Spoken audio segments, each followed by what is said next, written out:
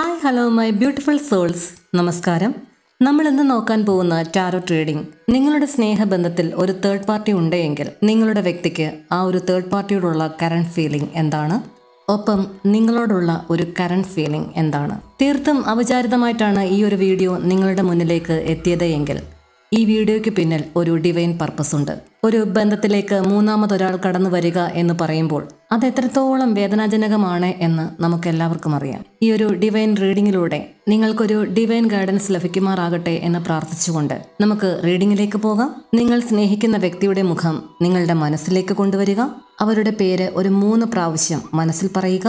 നിങ്ങൾ എപ്പോഴും ഓർക്കുവാൻ ഇഷ്ടപ്പെടുന്ന അവരോടൊപ്പം ചിലവിട്ട ആ ഒരു നല്ല നിമിഷങ്ങളെ പറ്റി ആലോചിക്കുക. പോസിറ്റീവായിട്ടിരിക്കുക. ആദ്യം നമുക്ക് നിങ്ങളുടെ വ്യക്തിക്ക് തേർഡ് പാർട്ടിയോടുള്ള ഒരു കറണ്ട് ഫീലിംഗ് എന്താണെന്ന് നോക്കാം. ഇവിടെ വന്നിരിക്കുന്ന ഫസ്റ്റ് കാർഡ് ദ ഹയറോഫന്റ് ആണ്. ഇവിടെ ഒരു റിലേഷൻഷിപ്പ് എനർജി എന്ന് പറയുന്നത് വളരെ ഫോർമലായിട്ടുള്ള അല്ലെങ്കിൽ ഒരു സോഷ്യൽ ഇമേജ് ബേസ് ചെയ്തിട്ടുള്ള ഒരു ബന്ധമാണെന്ന് കാണിക്കുന്നു.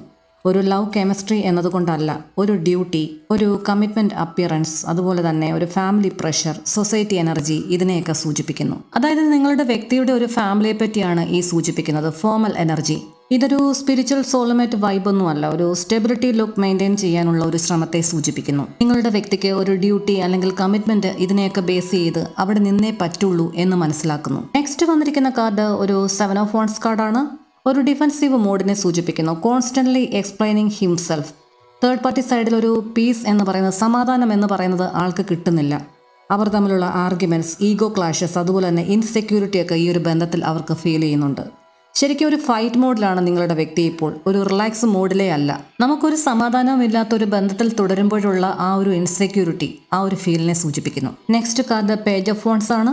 ഒരു അട്രാക്ഷനൊക്കെ ഉണ്ട്, എക്സൈറ്റ്മെന്റ് ഉണ്ട്, പക്ഷേ ഒരു മെച്യൂരിറ്റി ഇല്ല ആ ഒരു ബന്ധത്തിൽ.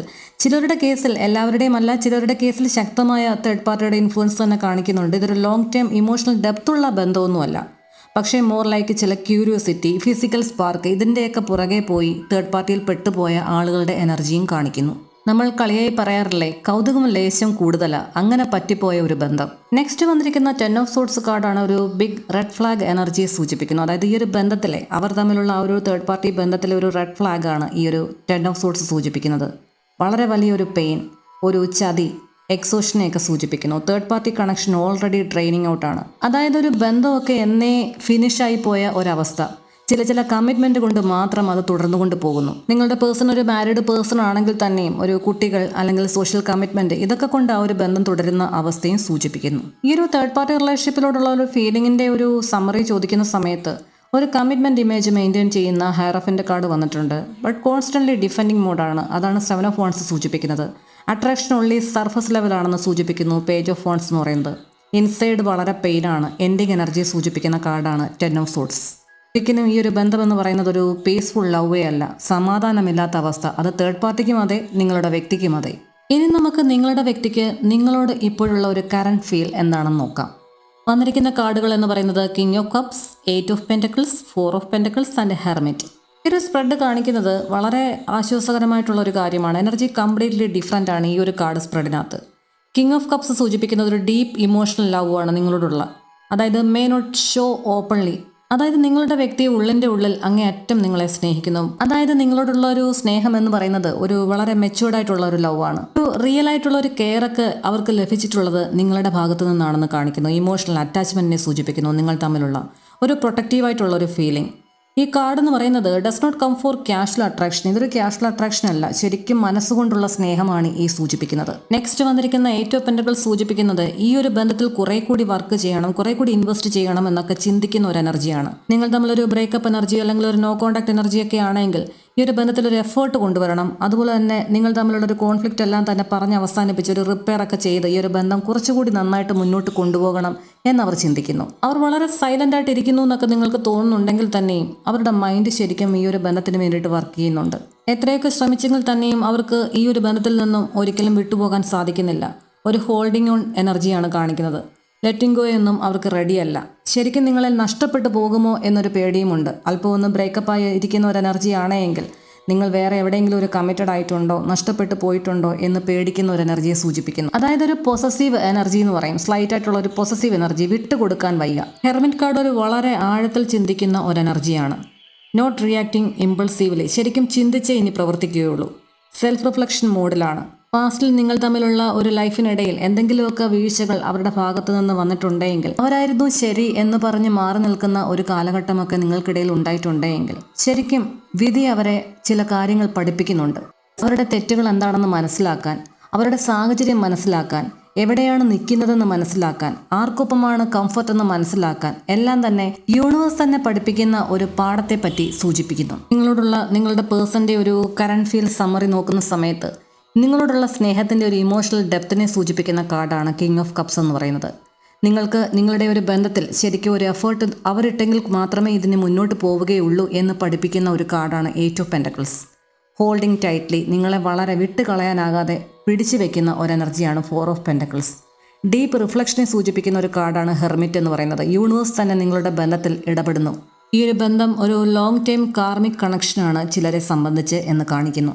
അതായത് ഒരു കാർമിക് ബന്ധം എന്നൊക്കെ പറയുമ്പോൾ നമ്മളെ എത്രത്തോളം വേദനിപ്പിച്ചു എങ്കിൽ തന്നെയും വിട്ടുപോകാൻ പറ്റാതെ പരമാവധി സഹിച്ച് ഈ ഒരു ബന്ധത്തിൽ തന്നെ തുടരേണ്ടി വരുന്ന ഒരവസ്ഥയാണ് കാർമിക് കണക്ഷൻ എന്ന് പറയുന്നത്. അവർക്ക് മറ്റൊരു ബന്ധമുണ്ടെങ്കിൽ തന്നെയും അതറിഞ്ഞിട്ടും ഒന്നും പ്രതികരിക്കാനാകാതെ നിസ്സഹായ അവസ്ഥയിൽ തുടരേണ്ടി വരുന്ന ഒരവസ്ഥ. പക്ഷെ വിട്ടുപോകാൻ സാധിക്കുന്നില്ല. ചിലരുടെ കാര്യത്തിൽ ഇതൊരു പാസ്റ്റ് ലൈഫ് കണക്ഷൻ ആകാനുള്ള ഒരു ചാൻസസും കാണിക്കുന്നുണ്ട്. അത് ഡീപ്പായിട്ട് നോക്കുമ്പോഴേ നമുക്ക് മനസ്സിലാവുകയുള്ളൂ. ഒരു ജനറൽ റീഡിംഗ് ആണല്ലോ. അതായത് പാസ്റ്റ് ലൈഫിൽ നിങ്ങൾക്കൊപ്പം വന്ന് ചില കാര്യങ്ങൾ നമുക്ക് ചെയ്തു തീർക്കാൻ പറ്റാതെ ബാക്കി വെച്ചുകൊണ്ട് ആ കർമ്മം ചെയ്തു തീർക്കാൻ വേണ്ടിയിട്ട് ഈ ഒരു ലൈഫിൽ വന്ന് നമുക്കൊപ്പം വന്ന് ജനിച്ച ചില ആളുകളുടെ എനർജി. പാസ്റ്റ് ലൈഫ് കണക്ഷൻ എന്ന് പറഞ്ഞു കഴിഞ്ഞാൽ നമുക്കത് വിട്ടു പോകാനേ സാധിക്കില്ല. അവർക്കും പറ്റില്ല, നമുക്കും പറ്റില്ല. വളരെ ഡീപ്പായിട്ട് അറ്റാച്ച്ഡ് ആയിരിക്കും. പാസ്റ്റ് ലൈഫ് കണക്ഷൻ എന്ന് പറയുമ്പോൾ അതൊരു ബന്ധത്തിൽ വരാം, അതല്ലെങ്കിൽ സുഹൃത്തുക്കളായിട്ട് വരാം, സഹോദരങ്ങളായിട്ട് വരാം. നമ്മൾ ആലോചിച്ച് നോക്കിയാൽ മതി, നമ്മളുടെ ഈ ഒരു ജീവിതത്തിൽ അങ്ങേയറ്റം നമുക്ക് വിട്ടുപോരാൻ പറ്റാത്ത കണക്ഷൻ ആരുമായിട്ടാണ് എന്നുള്ളത് ആലോചിച്ചാൽ ആ ഒരു മുഖം നിങ്ങളുടെ മനസ്സിൽ ഇപ്പോൾ തെളിയുന്നുണ്ടെങ്കിൽ ഉറപ്പിച്ചോളൂ, ആ ഒരു വ്യക്തിയുമായി നിങ്ങൾക്കൊരു പാസ്റ്റ് ലൈഫ് കണക്ഷൻ ഉണ്ട്. നിങ്ങളും തേർഡ് പാർട്ടിയും തമ്മിലുള്ള ഒരു കമ്പാരിസൺ എനർജി നോക്കുമ്പോൾ തേർഡ് പാർട്ടിയുടെ ഉള്ളത് ശരിക്കും ഒരു സർഫസ് ലെവലുള്ള ഒരു സ്പാർക്ക്, സ്ട്രെസ്സിനെയൊക്കെ സൂചിപ്പിക്കുന്നു. ഒട്ടും കംഫർട്ട് അല്ല നിങ്ങളുടെ വ്യക്തി അവിടെ. നിങ്ങളിലേക്ക് വരുമ്പോൾ വളരെ ഡീപ്പ് ഇമോഷൻസ് ആണ്. ഒരു സൈലൻസിൽ തുടരുന്നു, പക്ഷേ ഡീപ്പ് അറ്റാച്ച്മെന്റിനെ സൂചിപ്പിക്കുന്നു. നിങ്ങളെ ഒരു ശരിക്കും അവരുടെ ഒരു ഹോം പോലെ, വീട് പോലെ കാണാൻ ആഗ്രഹിക്കുന്നു. എപ്പോൾ വന്നാലും സന്തോഷവും കംഫോർട്ടും കിട്ടുന്ന ഒരിടം. പുറമേ അത് സമ്മതിച്ച് തരത്തില്ല എങ്കിൽ തന്നെയും അതാണ് സത്യം എന്ന് പറയുന്നത്.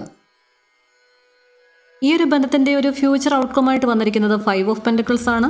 ഒരു emotional isolation plus temporary separation എനർജിയാണ് വന്നിരിക്കുന്നത്. നമുക്ക് നോക്കുമ്പോൾ ഒരാളോ അല്ലെങ്കിൽ നിങ്ങൾ 2 പേരോ ഞാൻ എലോണാണ്, ഞാൻ ഒറ്റപ്പെട്ടു എന്നൊരു ഫീലിങ്ങിൽ ഇരിക്കുന്നു എന്ന് കാണിക്കുന്നു. അവരുടെ ഭാഗത്തു നിന്നൊരു റിപ്ലൈ ഒക്കെ ഒന്ന് ലേറ്റായി പോകാം. ഒരു കമ്മ്യൂണിക്കേഷനൊക്കെ കുറയുന്ന ഒരവസ്ഥ ഫ്യൂച്ചറിലേക്ക് പോകുമ്പോൾ. അതായത് മുന്നോട്ട് പോകുമ്പോൾ നിങ്ങളെ വിഷമിപ്പിക്കുന്ന രീതിയിൽ ഒരു കോൾഡായിട്ടുള്ളൊരു ബിഹേവിയർ ഒക്കെ ഉണ്ടാകാം, തണുത്ത ഒരവസ്ഥ. അതായത് ഇതൊരു ബ്രേക്കപ്പ് അല്ല, ഓൾവേസ് ബ്രേക്കപ്പ് അല്ല ഈ കാണിക്കുന്നത്. പക്ഷേ മുന്നോട്ട് പോകും തോറും അവർക്ക് ശരിക്കും തേർഡ് പാർട്ടിയുടെ ഭാഗത്തു നിന്നോ അല്ലെങ്കിൽ അവരുടെ ഒരു സാഹചര്യം കൊണ്ടോ ശരിക്കും ഒരു ഹേർട്ട് ബ്രേക്ക് ആയ ഒരു അവസ്ഥയാണ് ഇപ്പോൾ.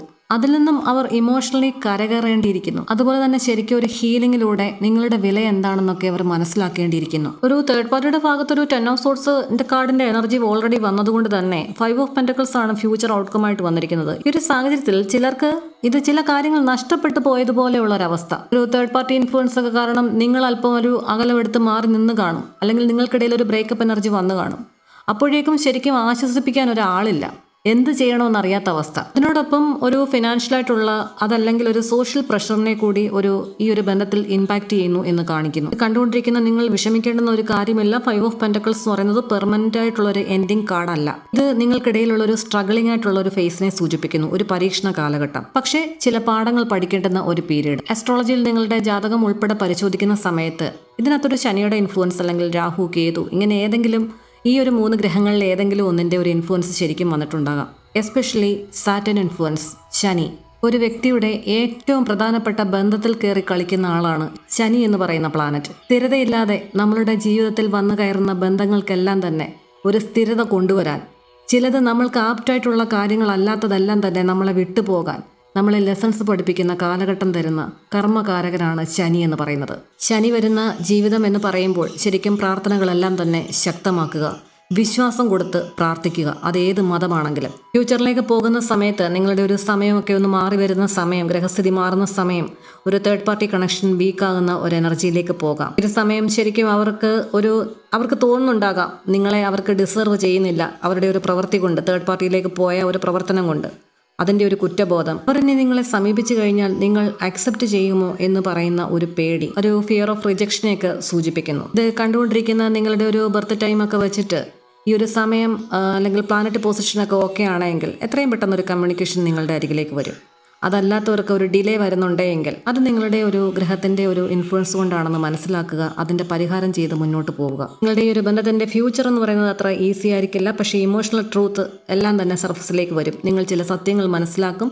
ബന്ധം എങ്ങനെയാണ് പോകേണ്ടതെന്ന് തീരുമാനിക്കും. ഈ സമയത്ത് ഒരു ഡിവൈൻ ഗൈഡൻസ് പറയുമ്പോൾ don't chase during this face. ഈ ഒരു സമയം, അവർ ഒറ്റപ്പെട്ടിരിക്കുന്ന ഈ ഒരു സമയത്ത്, അവർ ചില കാര്യങ്ങൾ മനസ്സിലാക്കുന്ന ഈ ഒരു സമയത്ത്, ഡിവൈൻ അവരെ പഠിപ്പിക്കുന്ന ഈ ഒരു സമയത്ത് അവരെ ചേസ് ചെയ്യാൻ പാടില്ല.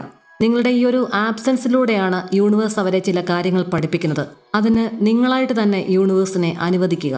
ഓർക്കുക, നിങ്ങളുടെ ഈ ഒരു സൈലൻസ് ആണ് അവരെ നിങ്ങളുടെ ഒരു ആർഗ്യുമെന്റ്സ് ഫേസിനേക്കാൾ കൂടുതൽ കാര്യങ്ങൾ പഠിപ്പിച്ചുകൊണ്ടിരിക്കുന്നത്. ഈ ഒരു സെപ്പറേഷനൊക്കെ നിങ്ങളെ ശരിക്കും ആഴത്തിൽ വേദനിപ്പിക്കുന്നുണ്ടെങ്കിൽ നിങ്ങളുടെ വേദനകളും വിഷമങ്ങളും എല്ലാം തന്നെ ഡിവൈന് മുമ്പിൽ സറണ്ടർ ചെയ്യുക. 101% നിങ്ങൾ ഇൻവെസ്റ്റ് ചെയ്ത ഈ ഒരു ബന്ധമാണ് എങ്കിൽ അതിൻ്റെ ഒരു ക്ലൈമാക്സ് അല്ലെങ്കിൽ തീരുമാനം എന്ന് പറയുന്നത് അത് ഡിവൈന് വിട്ടുകൊടുക്കുക. അതിനുശേഷം മനസ്സ് ഫ്രീ ആക്കി ഓവർ തിങ്ക് ചെയ്യാതെ നിങ്ങൾ നിങ്ങളുടെ ഒരു സെൻസിലേക്ക് മടങ്ങി വന്ന് നിങ്ങളുടെ കരിയറും നിങ്ങളുടെ ഫിനാൻസും എല്ലാം തന്നെ ഓക്കെ ആക്കിക്കൊണ്ട് മുന്നോട്ട് പോവുക.